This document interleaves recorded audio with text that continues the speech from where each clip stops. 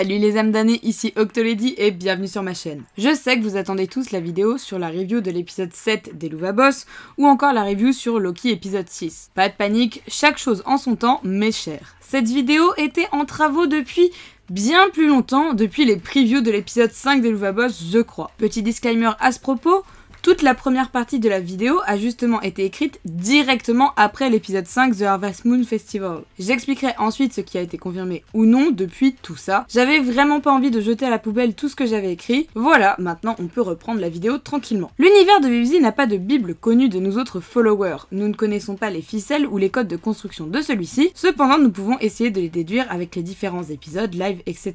On va donc essayer de comprendre comment fonctionne l'enfer dans l'univers d'Azbin Hotel et d'Helluva Boss.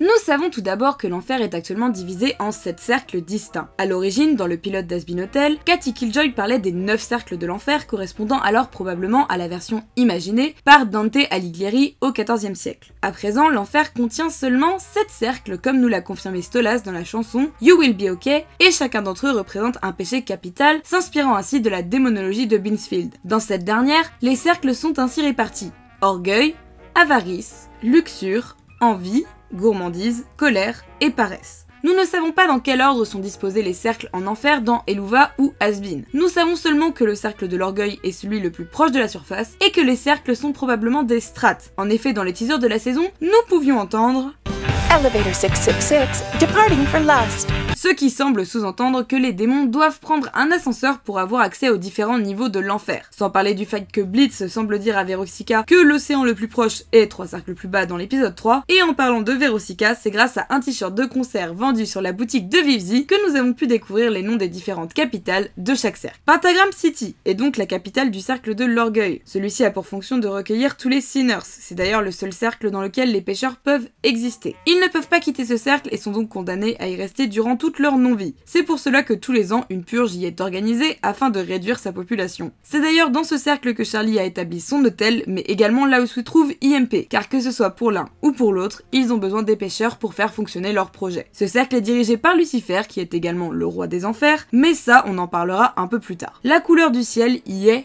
rouge. Los Satanios est la capitale du cercle de la colère, cercle que nous avons aperçu dans l'épisode 5. Cela semble être une région assez aride, mais propice aux cultures. D'ailleurs, cela semble faire remarquer que ce sont les habitants du cercle de la colère qui nourrissent le reste de l'enfer. De ce que l'on a vu, la plupart sont des imps.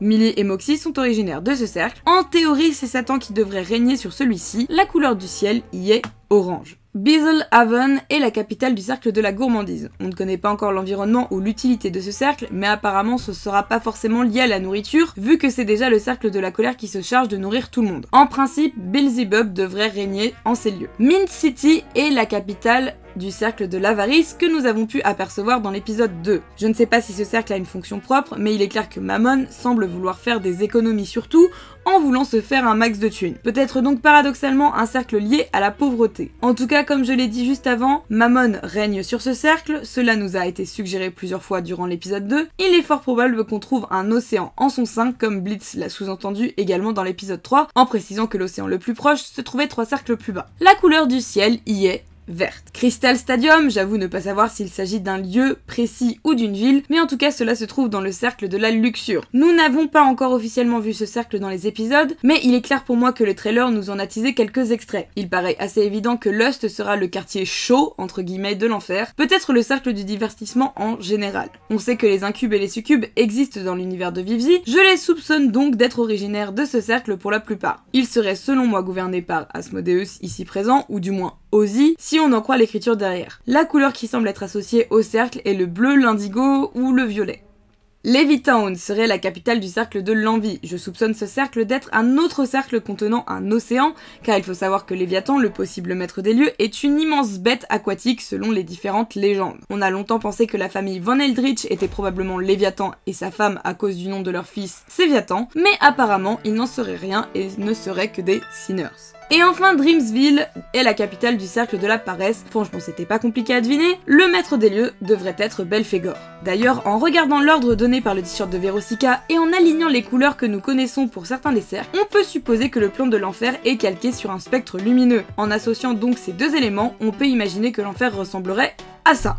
J'ai un petit doute sur la luxure au vu des screens que nous avons, mais je pense que c'est plutôt cohérent. Il est d'ailleurs drôle de mettre en parallèle ici la chanson de Charlie qui dit qu'en chaque démon se cache un arc-en-ciel, quand en réalité l'enfer en est probablement un à lui tout seul. Petit update, depuis que j'ai écrit cette partie du texte, l'épisode 7 des Louvaves est sorti. Et comme je suis têtue et que je voulais quand même partager mon analyse, j'ai laissé le texte d'origine intact et vais maintenant ajouter ce que l'on a pu découvrir. Grâce à certains petits détails, nous avons effectivement pu confirmer que l'enfer était construit comme un prisme de lumière. Sur les téléphones de Blitz, on aperçoit justement une sorte de Google Maps justement représentant cette vision de l'enfer. On peut aussi le confirmer à l'intérieur du fameux ascenseur via les petits cristaux au-dessus de la porte, nous montrant donc bien l'ordre des strates. Nous avons également pu découvrir Asmodeus, prince de la luxure, je parlerai de lui un peu plus loin. J'aimerais également émettre une théorie sur le cercle de la paresse.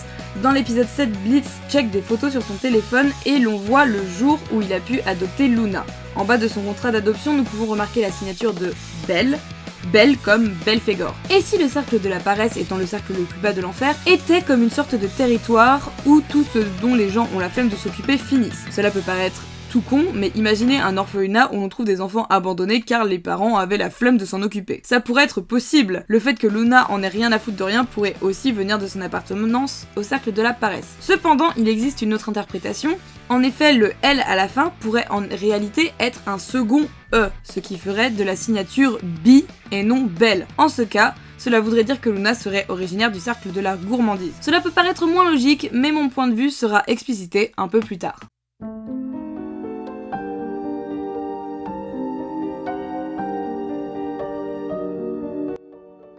Revenons d'ailleurs sur la hiérarchie de ce même enfer. J'en avais déjà parlé dans une précédente review, mais je n'avais que très brièvement effleuré le sujet alors qu'il y a beaucoup à en dire. C'est Vivzi elle-même durant un live en décembre dernier qui avait établi celle-ci. Lucifer se trouve tout au sommet de cette hiérarchie. C'est le souverain des enfers. Il réside dans le cercle de l'orgueil avec sa famille. Le fait de se trouver dans le cercle le plus haut est également un moyen de montrer que c'est lui qui est au-dessus de tout. Pour rappel, Lucifer est un ange déchu qui, après avoir fomenté une rébellion contre Dieu, a été banni du paradis. En second plan, nous trouvons sa femme Lilith et sa fille Charlie. Cela peut paraître logique, on parle de la reine ainsi que de la descendance du roi. Lilith a bien des origines, mais c'est un démon féminin qui était la première femme d'Adam. Elle a été façonnée dans la même glace que lui, contrairement à Ève, qui elle avait été façonnée dans une de ses côtes. Lilith ne voulait pas se soumettre à Adam, et s'est donc envolée du paradis avant de s'en faire chasser. Charlie est donc théoriquement mi-ange, mi-démon, ce qui expliquerait sa nature profondément gentille et sa volonté d'aider autrui.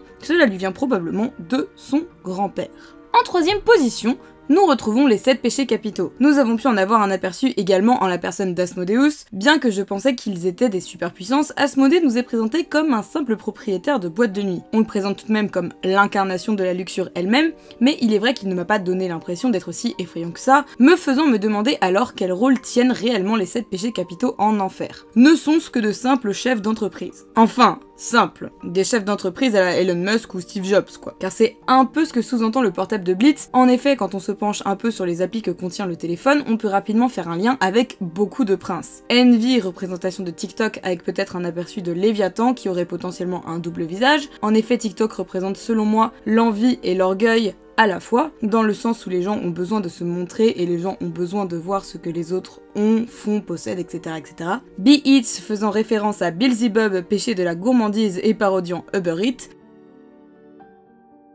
Lost Tinder bien sûr pour Asmodée parodiant Tinder, pas besoin de vous faire un dessin du pourquoi. L'application de Satan semble être une application de sport, ou peut-être un programme de gestion de la colère, ou alors une combinaison des deux. En tous les cas, on a un aperçu de sa tête. Sleepy Pills, je ne dois pas connaître la rêve d'origine, mais je me doute que cela a un rapport avec Belphégor, et peut-être une application pour troubles du sommeil. Et enfin l'application de banque évidemment avec la silhouette de Mammon. Peut-être que les 7 capitaux sont vraiment juste des énormes chefs d'entreprise à la tête de chacun des cercles.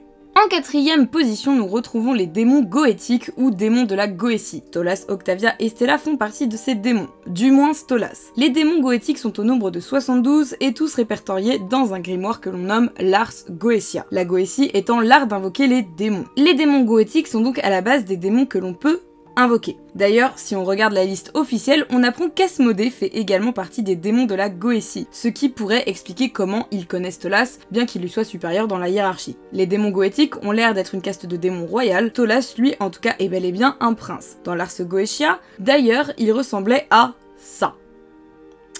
Ouais, bon, je préfère clairement la version d'Eluva. Il est également précisé que c'est un démon qui enseigne l'astronomie ainsi que la connaissance des plantes et des pierres précieuses, ce qu'on peut retrouver en partie dans la série, dans le second épisode. En 5ème position, nous retrouvons les Overlords, une caste que nous n'avons qu'aperçue dans Has Been Hotel et qui a seulement été évoquée dans l'épisode 5 d'Eluva par Striker. Les Overlords sont des Sinners qui ont réussi à acquérir une certaine quantité de pouvoir, autant en termes de magie que d'influence. Ce sont eux qui font la loi en quelque sorte dans le cercle de l'orgueil et parfois même au-delà. On voit par exemple que Vox possède lui-même sa propre application en enfer. Les Overlords connus à ce jour sont Valentino, Vox et Velvet, les VVV, ainsi qu'Alastor. Nous avons en tout 11 silhouettes d'Overlords, mais étant donné que nous n'avons pour le moment pas de nouvelles de la série, je ne peux spéculer plus. On remarquera néanmoins que parmi les 4 Overlords que nous connaissons, chacun semble représenter une forme de média. Vox la télévision, Valentino la pornographie, Velvet les réseaux sociaux et enfin Alastor la radio. Viennent ensuite les Sinners, les pêcheurs. Anciennement humains et habitants du cercle de l'orgueil, les Sinners semblent faire peur. On ne sait pas trop pourquoi, ils ont ce statut un peu privilégié, surtout que leurs déplacements sont assez limités, mais en tous les cas, ils ne sont pas au bas de l'échelle alimentaire. Ce sont aussi les Sinners qui sont la clientèle autant de Charlie que d'IMP. Bien sûr, tous les membres du Has Been Hotel sont des Sinners, sauf Charlie, ou encore tous les clients qu'IMP ont pu avoir jusqu'à maintenant. En avant-dernier, nous retrouvons les Hellborn, ou Nés en Enfer. Cela regroupe beaucoup de monde et surtout d'espèces différentes. Nous connaissons déjà les incubes et les succubes rencontrés dans l'épisode 3 et que nous avons revus dans l'épisode 7. Dans ma tête, ils étaient forcément originaires principalement de Lust, et le dernier opus n'a fait que renforcer cette idée. On peut totalement théoriser sur le fait que chaque cercle possède un peu un peuple ou une espèce dominante, j'y consacrerai une partie juste après. Les imps et les chiens de l'enfer ou Hellhound sont tout en bas de l'échelle sociale. En effet, pour les imps, c'est probablement dû au fait que ça soit l'espèce la plus présente en enfer. Vous le savez, en général, plus une chose existe, moins elle est précieuse, c'est le principe de rareté. C'est pour ça que par exemple, l'or coûte cher, car c'est une ressource rare. Pour moi, les imps étant l'espèce la plus présente, elle est considérée comme le peuple, et n'a donc aucune considération de la part des autres. Les loups-garous semblent subir le même sort, bien que l'on ne les ait pas encore beaucoup vus.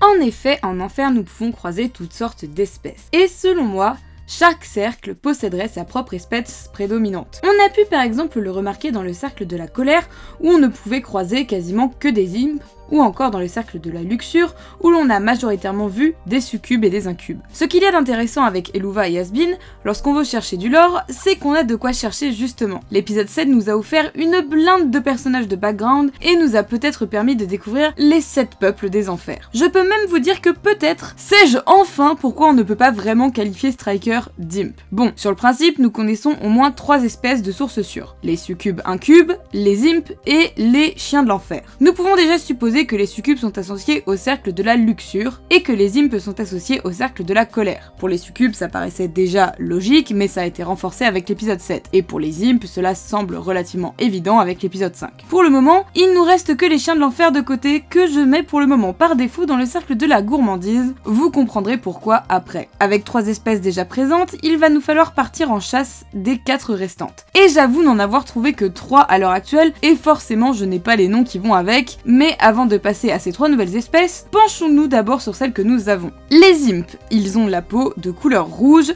les yeux jaunes avec une pupille noire ou rouge et noir. Leur couleur de cornes indique leur sexe ainsi que leur couleur de cheveux. Cornes noires avec de fines rayures blanches et cheveux noirs pour les femmes, cornes avec d'épaisses rayures noires et blanches et cheveux blancs pour les hommes. On suppose que les taches blanches qu'ils ont sur leur corps s'apparentent à des cicatrices. Les chiens de l'enfer ressemblent à des loups-garous et ont la capacité innée de se transformer en humains. Ils peuvent également traquer des proies.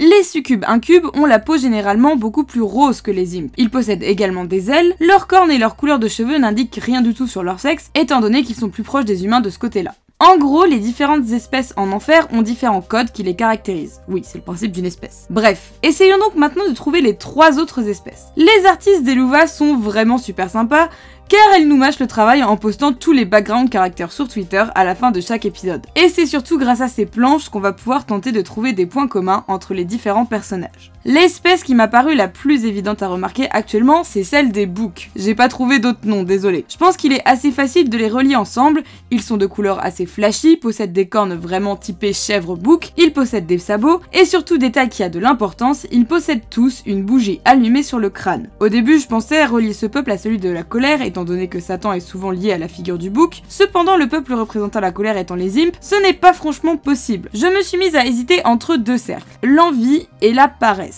Et j'ai choisi pour le moment d'associer cette espèce au cercle de la paresse. Tout simplement car j'associe une autre espèce au cercle de l'envie. En effet, comme je le disais plus tôt, Léviathan est un démon connu pour être un genre de poisson, serpent, dragon géant. Ouais, ça fait beaucoup de trucs à la fois. Mais ce qu'il faut retenir, c'est que c'est une poiscaille. On peut également remarquer sur le schéma de l'enfer que l'envie est l'avant-dernier cercle, donc quasiment le plus profond. Démon en rapport avec l'eau, profond, tout cela m'a fait penser à un environnement bien particulier, les abysses. En effet, les abysses sont l'ensemble des zones très profondes de l'océan. On retrouve donc les termes profond et océan qui colleraient bien avec le concept. Les abysses sont un environnement très sombre où la lumière du soleil n'arrive pas à parvenir. Pour pouvoir s'adapter, les espèces qui y vivent ont dû évoluer et beaucoup d'entre elles ont développé des capacités luminescentes. Et c'est justement une caractéristique que l'on retrouve dans beaucoup de background caractères. En plus d'avoir tous cette caractéristique, ils ont tous quelque chose d'assez aquatique dans leur design. Pour ne pas dire carrément. Je pense donc que c'est cette espèce qui est majoritaire à Envy. Mais là vous allez me dire, mais attends Octo, tu nous parles de poissons alors qu'on a littéralement une espèce qui ressemble à des requins en arrière-plan. J'y arrive petit démon, ne t'inquiète pas. En effet, nous avons également cette espèce qui est beaucoup représentée dans cet épisode. Et je ne nie pas le fait qu'ils ressemblent à des poissons. Et justement, ils ont un endroit tout trouvé pour eux. Le cercle de l'avarice. Car oui, rappelez-vous une nouvelle fois ce qu'avait dit Blitz dans l'épisode 3. En étant à Orgueil, l'océan le plus proche est 3 cercles plus bas, ce qui nous amène directement à Avarice. Mais encore une fois, je vous vois venir. Mais Octo, dans l'épisode, on voit des démons habillés en clown. C'est pas plutôt eux qui viennent d'Avarice? Eh bien, je vais te répondre, petit démon, sauf si tu n'arrêtes pas de me couper. En effet, dans le club, on peut voir en tout 6 individus avec des costumes de clown reliés au cirque, faisant fortement penser à l'ambiance de Lululand et au style de Fizzaroli. Parmi ces 6 personnages, on trouve déjà 3 imps fans de Fizz, donc on peut déjà les exclure. Mais parmi les 3 restants, un détail est intéressant, leurs yeux. En effet, lorsqu'on regarde les yeux de ces 2 personnages, on remarque plusieurs cercles à l'intérieur comme des stries. Et justement, quels autres personnages possèdent ces caractéristiques? Exactement, le gang de requins. Il se peut que pour certaines espèces, la particularité physique soit en réalité minime. D'ailleurs, savez-vous qui d'autre possède cette particularité? Striker. En effet, si on analyse un peu la chose, il paraît évident que Striker est en réalité mi-imp, mi-gang de requins. Imp par sa couleur orange clair, sa queue et ses cornes, requin par sa dent, sa forme de visage ou encore justement ses yeux. D'ailleurs, Striker n'est pas le seul hybride que nous avons pu croiser. Tout au long de l'épisode, nous avons croisé des démons métis, comme cette jeune fille mi-succube mi-requin, Crane, qui doit être comme Striker, ou encore le nombre incroyable d'imp ailés que l'on croise dans la boîte. Oui, je parle bien d'imp ailés à cause des codes de couleur de peau, de cornes et de cheveux qui sont vraiment propres à ceux des imps. Les seules caractéristiques proches de ceux des succubes incubes étant leur taille et leurs ailes. Donc si je résume, nous aurions les imps en colère, les chiens de l'enfer en gourmandise, les yeux striés en avarice, les succubes incubes en luxure, les luminescents en envy et les bougie-boucs en paresse. Mais dans ces cas-là, que nous reste-t-il pour orgueil? Les sinners ne sont pas une espèce à proprement parler. N'étant pas nés en enfer, je ne peux pas les considérer comme tels. Mais si on considère que chaque cercle a son espèce dominante, que pensez-vous des démons goétiques? En effet, le cercle de l'orgueil est avant tout le cercle où règne Lucifer, le roi. Serait-il donc possible que les démons goétiques, étant des démons royaux, soient considérés comme une espèce? Après tout, Stolas et Asmodeus sont bien venus de quelque part. C'était là aussi d'ailleurs. J'ai remarqué quelques concordances entre Asmo et Stolas à ce propos. Ils ont tous les deux ce côté poil-plume sur tout le corps, les yeux luminescents, mais aussi ces espèces de genoux en Z au niveau des articulations. Alors je sais que c'est peu, mais j'avoue ne pas avoir d'autre option que les Goetia pour le moment. Si Stolas est un hibou, Stella est un cygne et Asmo est un coq. Merci Galga pour cette petite remarque. Voilà donc comment je me représente l'enfer et la répartition des espèces en son sein actuellement. Bien sûr, cela vient simplement d'observation et d'analyse, je Je ne prétends absolument pas détenir une vérité quelconque, mais j'espère néanmoins que ces petites recherches vous auront plu et que peut-être ensemble nous aurons pu décrypter un peu plus l'univers de VivZipPop. Encore merci à tous les membres de la communauté de la chaîne est en partie financée grâce à vous, un énorme merci. Si vous avez apprécié la vidéo, n'hésitez pas à laisser un petit pouce bleu, ça fait toujours plaisir, et ou à vous abonner si vous aimez mon travail, c'est la meilleure gratification qu'on puisse recevoir. Merci à vous d'être toujours plus nombreux, en tout cas on se retrouve très vite pour une prochaine vidéo, restez à l'écoute.